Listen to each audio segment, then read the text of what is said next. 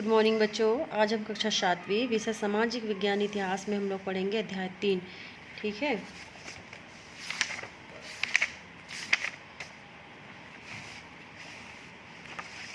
देखो अध्याय 3 में क्या क्या है। दिल्ली सल्तनत की स्थापना। तो दिल्ली सल्तनत की स्थापना कब हुई? सन 1206 ईस्वी से लेकर 1290 ईस्वी के बीच। ठीक है। पिछले पार्ट में आपने जाना कि सन 650 ईस्वी से 1200 ईस्वी के बीच भारत कई छोटे छोटे राज्यों में बटा हुआ था, है ना। लेकिन क्या था, सन 1200 ईस्वी के बाद उत्तर भारत में दिल्ली के आसपास तुर्कों का एक शक्तिशाली राज्य बना। इस राज्य के शासकों ने लगभग पूरे भारत पर अपना शासन स्थापित किया। इसे ही हम दिल्ली सल्तनत के नाम से जानते हैं। अरबी भाषा में शासकों को, है ना, अरबी भाषा में शासकों को सुल्तान कहा जाता था।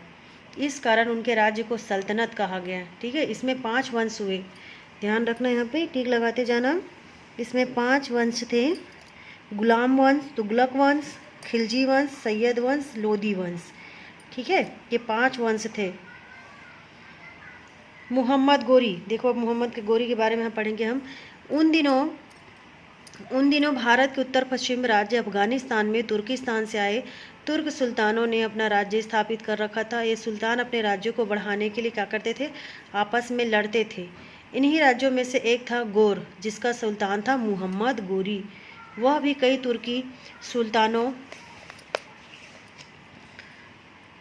से क्या था? लड़ा, लेकिन ख्वारिज्म व पूर्वी ईरान का एक राज्य के एक साथ नहीं पाया। इसलिए, है ना, अपने राज्य को बढ़ाने के लिए क्या किया? उसके पास भारत की ओर बढ़ने के अलावा कोई उपाय नहीं था। उसने सबसे पहले पंजाब क्षेत्र के सुल्तान को जीता और फिर गुजरात को जीतने के लिए बढ़ा।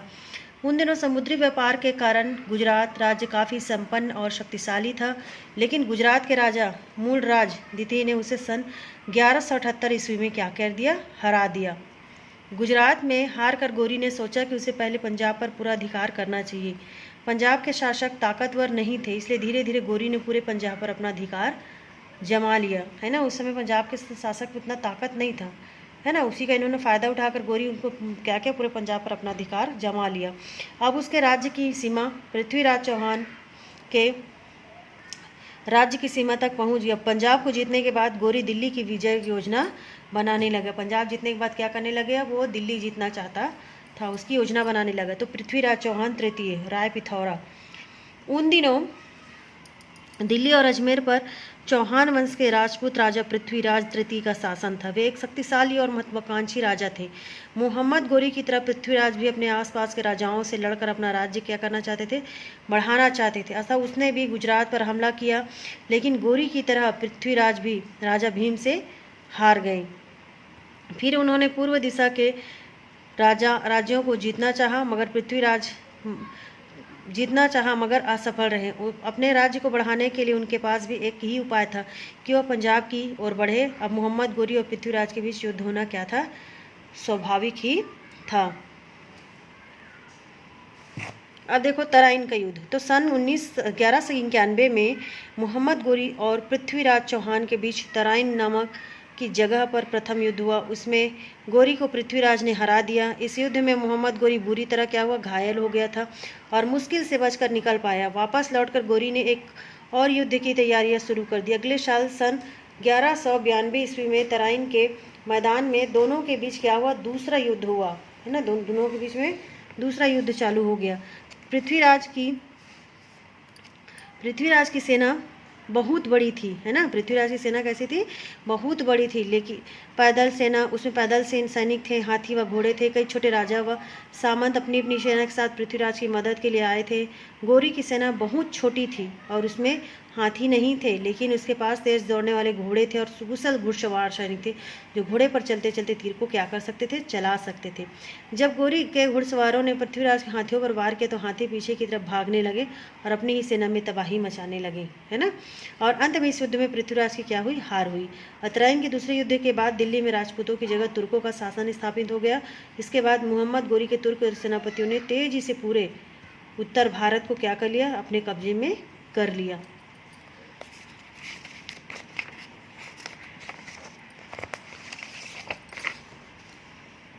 अब देखो तुर्कों के सफलता के क्या क्या कारण थे। तो तुर्की लोग इतनी तेज़ी से कैसे सभी प्रमुख राजपूत राजाओं को हरा पाए, या राजपूत राजा उनसे क्यों हारे, इन सवालों के बारे में इतिहासकार काफ़ी सोच विचार करते हैं और अलग अलग इतिहासकारों के अलग अलग मत भी हैं। कुछ इतिहासकारों का मानना है कि राजपूत राजाओं का पारस्परिक मतभेद भी एक प्रमुख कारण था।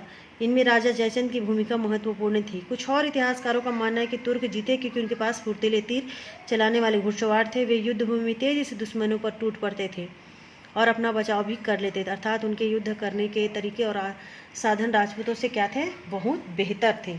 ठीक है। अब है गुलाम से सुल्तान। तराइन युद्ध के कुछ ही साल बाद गोरी की हत्या कर दी गई है ना, मोहम्मद गोरी की हत्या हो गई और उस समय दिल्ली में उसके गुलाम अधिकारी व सेनापति थे जो वहाँ की शासन व्यवस्था देख रहे थे। क्या सोच सकते हैं कि इन दिनों गुलाम बड़े अधिकारी व सेनापति भी होते थे। उन दिनों तुर्किस्तान, ईरान आदि देशों में यह एक आम बात थी। कुछ व्यापारी युवकों को खरीद कर जिन्हें युद्ध कला और प्रशासन का प्रशिक्षण देकर सुल्तानों को बेच देते थे। इन गुलामों को उनकी योग्यता के अनुसार काम और पद भी दिए जाते थे। इसके बदले उन्हें अधिक वेतन भी दिया जाता था। कुछ लोग गुलाम अधिकारी अपने मालिक के बाद शासक भी बने। दिल्ली में मोहम्मद गोरी का गुलाम कुतुबुद्दीन ऐबक प्रशासन का काम देख रहा था और गोरी की मृत्यु के बाद कुतुबुद्दीन ने अपने आपको एक स्वतंत्र सुल्तान और दिल्ली को एक स्वतंत्र प्रांत घोषित कर दिया। इस तरह वह दिल्ली का पहला सुल्तान बना। उसने दिल्ली में कुतुब मीनार का निर्माण प्रारंभ कराया था, है ना। कुतुबुद्दीन ऐबक ने ही कुतुब मीनार का निर्माण किया था। ठीक है। कुतुबुद्दीन के बाद उसका गुलाम और दामाद इल्तुतमिश सुल्तान बना। उसने कुतुब मीनार का निर्माण कार्य पूर्ण कराया और इल्तुतमिश के सामने दो बड़ी समस्याएं थी। पहली, अपने ही अधिकारियों का व्यवहार और दूसरी, पराजित राजपूत राज परिवारों का व्यवहार। सल्तनत के बड़े अधिकारी व सेनापति सुल्तान से दबकर नहीं रहना चाहते थे और मनमानी करना चाहते थे। इस कारण सुल्तान अपने प्रशासन को मजबूत नहीं कर पा रहा था। इसका फायदा उठाकर पुराने राजाओं के वंश के लोग सल्तनत का विरोध करने लगे। वे गांव के किसानों से लगान इकट्ठा करके स्वयं रख लेते थे, किंतु राजकोष में जमा नहीं करते थे। वे सड़कों पर आने जाने वाले यात्रियों व व्यापारियों को लूट लेते थे। इस प्रकार सल्तनत कमजोर होने लगी थी और सुल्तानों के आदेशों का पालन केवल कुछ शहरों में ही होता था। ठीक है। यहाँ से हम कल पढ़ेंगे।